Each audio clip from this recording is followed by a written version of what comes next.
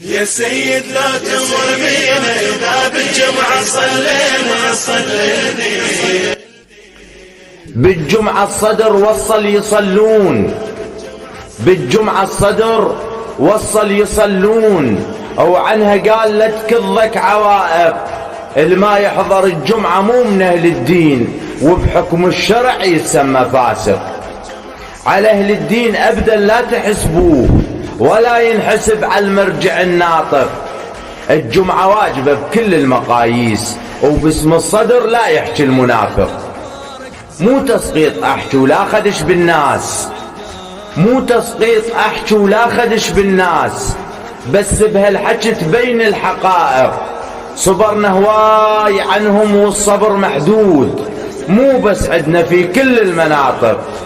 زحمة من الصدر باكر نلاقيه، زحمة من الصدر باكر نلاقيه. وترك الجمعة موقف غير لائق، وترك الجمعة موقف غير لائق.